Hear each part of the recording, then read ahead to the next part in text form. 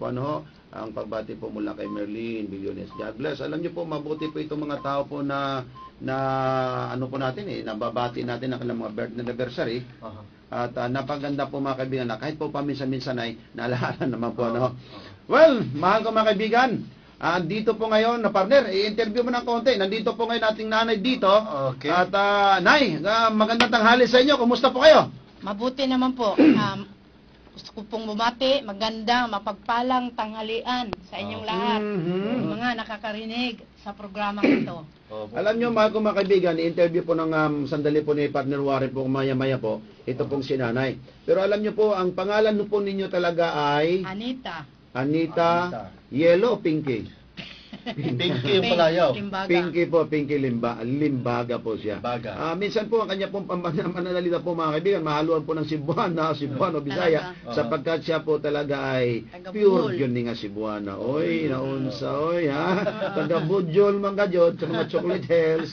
Alright, mahal ko mga kaibigan, ito po yung amin pong sinabi sa inyo, mayroon pong karamdaman, ngunit dito po mahal ko mga kaibigan, kanya pong ilalahad po sa inyo kung ano pong naging sakit niya. Partner?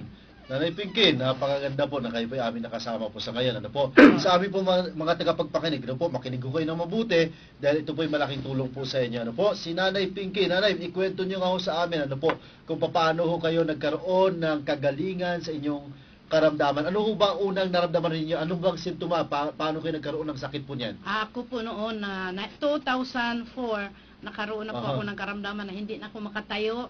Lumaki na po yung tiyan ko. Kapagkat hindi ko rin po alam dahil nung dalaga ako, mahilig kasi ako sa kinilaw, inihaw, mga lamang loob, mga bupis, basta lahat na yan, mga puron. Nabanggit nyo na yung lamang loob. Alam po ninyo, mahal ko mga kaibigan, maawa ho kayo sa sarili nyo. Huwag na po nyo kainin yung mga loob-loob.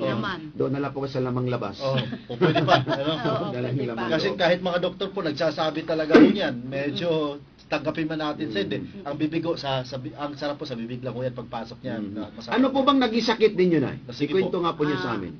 Sabi nga ng diagnose dito, nung ano ako, ang tawag niya, no, biopsy, colon cancer stage 4. Pero hindi po ako naniniwala. Ang pinaniwalaan ko lang sarili ko at ang binubulong ng Diyos. Kasi napakalaking tiwala ko sa Diyos, kaya yun, ako kaya nga po, kahit stage 4 po kayo, parang binabaliwala nyo lang. So, inyo pong sakit ay colon cancer po? Colon cancer. So, ano pong nangyari? Nagkaroon kayo ng colon cancer. Paano po kayo naging survivor? Ganito po ang una talaga. Ang sabi po ng mga doktor dito, hindi ko naman po minamaliit sila, pero siguro po, yun po ang mensahe o ayon ng Diyos na ididikta sa akin na talagang ito na ang signos mo. Sabi ko nga, Panginoon, kung ako man po ay mamatay, sana mamatay ako ng kapiling ka. Yun naman talaga po ang pinakamaganda Yun nga, ang sabi na colon cancer, so pumunta po ako ng Maynila, doon po ako, halos 2 taon kalahati ako doon. Ako po na-operahan April 22, 2005. After that, nag-take ako kaagad kasi nalaman ko doon sa may-ari ng bahay na tinira namin na siya ay nag-seminar tungkol dyan sa Alive doon sa Ortigas. Alam niyo mga kaibigan, yung binanggit po niyang Alive, yan po yung product natin. Pero mga kaibigan, ang Alive pong yan, na hindi na po tayo gumagamit po ng Alive, ang ating pong ginagamit ngayon ay pinangalanan po natin Complete. So kung meron po nagbibinta po ng Alive po, kung saan man po ngayon kayo nakikinig, wala po kaming pakialam at wala po kaming alam at hindi po natin produkto ang Alive. Hindi po natin produkto ang Alive ngayon. Ang Alive po kasi, mahal kong mga kaibigan, kinukopya-kopya ng maraming tao. Yun ang sinasabi natin. Nagsasabi ng iba na, ito po ay mura lang dito, ba't sa inyo mahal? Nung ininom nila, naku, sabi ni si Juan, ayun, sa may tayo, mura man di ay. Ibig sabihin po, gawagawa lang po pa lang naman. So, dapat po kumuha ko kayo sa mga totong distributor. At